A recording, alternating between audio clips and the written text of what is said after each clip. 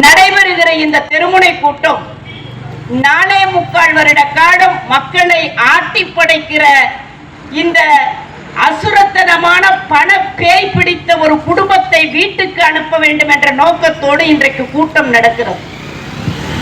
சென்ற வாரம் வரையிலே வேறு வேறு அணியிலே இருந்தவர்கள் எல்லாம் நாங்கள் எல்லாம் ஆளுக்கு ஒரு கருத்தோடு இருந்தாலும் அத்துணையையும் எங்கள் தலைவர் மக்கள் செல்வர் அண்ணன் டிடிவி தினகரன் அவர்கள் சொன்னது போல மறந்து அல்ல, தவிர்த்து அல்ல, அடியோடு மறந்துவிட்டு நாம் அனைவரும் அண்ணன் தம்பிகள், நாம் அனைவரும் அம்மா புரட்சி தலைவியின் பிள்ளைகள், அம்மாவின் ஆட்சியை கொண்டு வர வேண்டும்.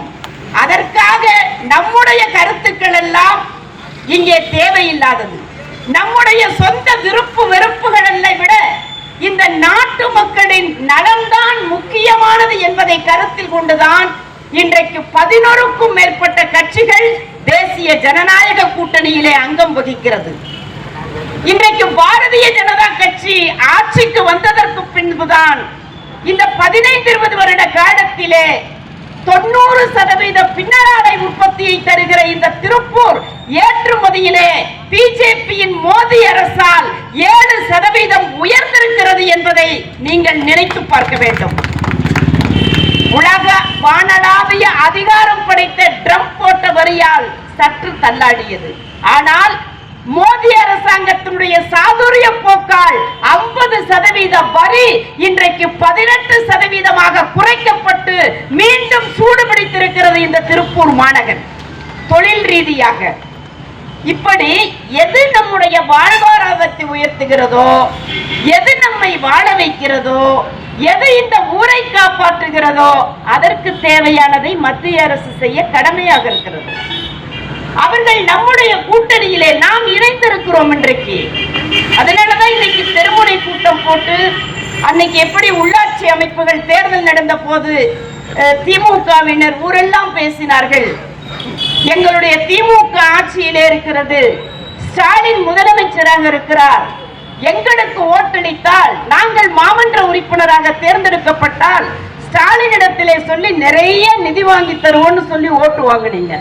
வாங்கிட்டு ஒரு குப்பை அல்ல கூட துப்பு இல்லாம இன்னைக்கு உட்கார்ந்து இருக்கீங்க. அதை தன் தம்பி திருப்பதி அழகா சொன்னார். அதே கருத்தை தான் பொதுமக்களே உங்கள் மத்தியிலே நாங்கள் இன்றைக்கு முன்னிறுத்துகிறோம். இதோ மத்தியிலே தேசிய ஜனநாயக கூட்டணியிலே இருக்கிற பாரதிய ஜனதாவினுடைய அரசு, கன்னியாகுமரியிலே இருந்து காஷ்மீர் வரை மோடியினுடைய அரசாங்கம், நாங்கள் தலை நிமிர்ந்து கேட்கிறோம்.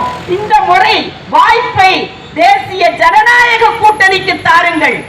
இந்த முறை அனைத்து இந்திய அண்ணா திராவிட முன்னேற்ற கழகம், அம்மா மக்கள் முன்னேற்ற கழகம், பாரதிய ஜனதா அங்கம் வகிக்கிற நாங்கள் ஆளுங்கட்சியாக இருந்தால் நிச்சயம் மத்தியிலே சொல்லி நிதிகளை பல ஆயிரம் கோடி ரூபாயை எங்களால் பெற்றுத்தர முடியும் என்ற வாக்குறுதியை இன்றைக்கு நாங்கள் தருகிறோம்.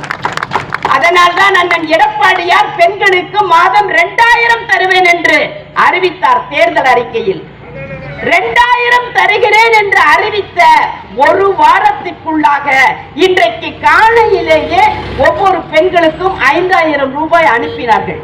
சந்தோஷம்தான், அதை நாங்க மறுக்கல, நாங்க சந்தோஷப்படுறோம். ஏன்னா உங்க அப்பா வீட்டு காசை ஒண்ணும் கொண்டாந்து கொடுக்கல, இந்த மக்களிடத்துல பிடிங்கதான் திருப்பி கொடுத்தீங்க.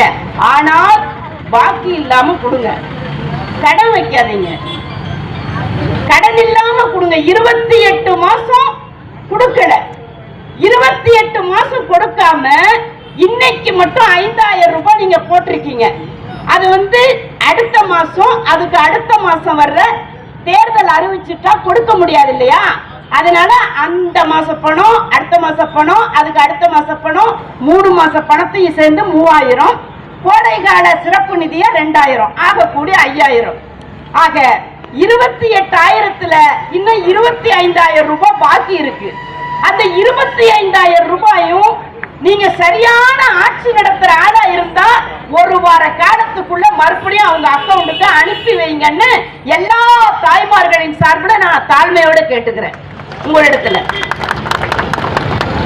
என்னமோ இவ்வளவு நாள் சூரியனே உதிக்காத மாதிரியும் வெயிலையே பார்க்காத மாதிரியும் எல்லாம் இருட்டுக்குள்ளேயே சூரியன் உதிக்காத நார்வே நாட்டுல பிறந்த மாதிரி அதிசயமா பார்த்துட்ட கோடை கால சிறப்பு நிதியாம். 4 வருஷமா கோடை காலம் இல்லையா? 4 வருஷமா நீ கரண்ட புடுங்கி புடுங்கி விட்டு கொசுக்கடையிலையும் உப்பு சத்துலையும் தூங்காம இருக்கலையா? நம்ம 4 வருஷமா எவ்வளவு வெயில் கொளுத்து தட்டி எரிஞ்சிச்சு. அப்பெல்லாம் வெயில் இல்லையா? கோடை காலம் இல்லையா? கொடுக்க வேண்டிய நிதியை கொடுங்கப்பா. எது தேவையோ அதையும் செய்யுங்கய்யா. அங்கன்வாடி பொம்பளைங்க ரோட்ல உட்கார்ந்து இருக்காங்க ஊதிய உயர்வு கேட்டு.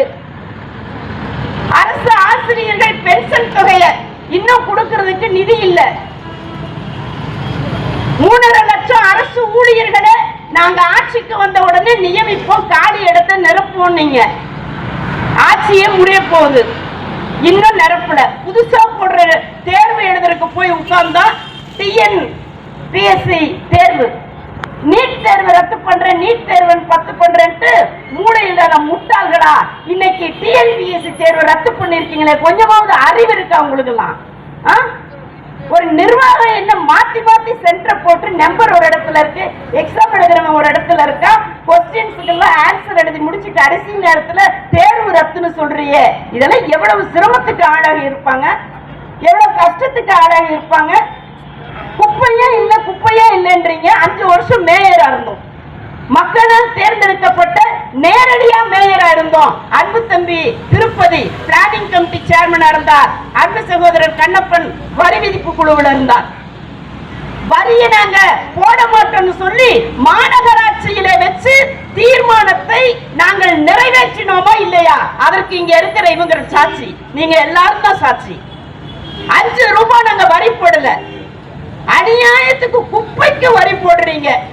லைட் எரியல, டிச்சு எடுக்கல, கொசு மருந்து அடிக்கல, குப்பை அள்ளல, கேட்டா குப்பைக்கு நாங்க குப்பை சொல்லிட்டோன்றார் இந்த மாநகராட்சியினுடைய மேயர்.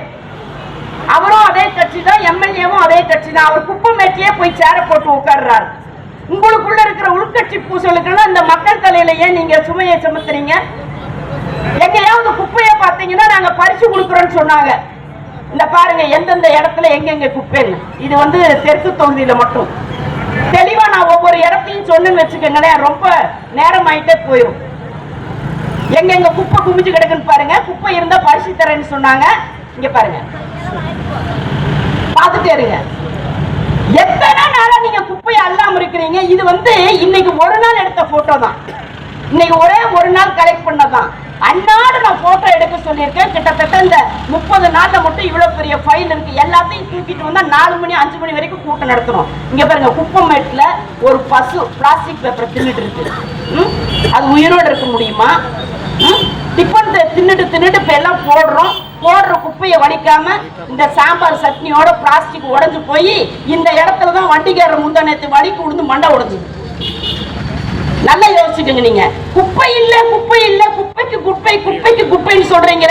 வாராம இவ்வளவு நாரி கிடக்கு திருப்பூர் மாநகராட்சி.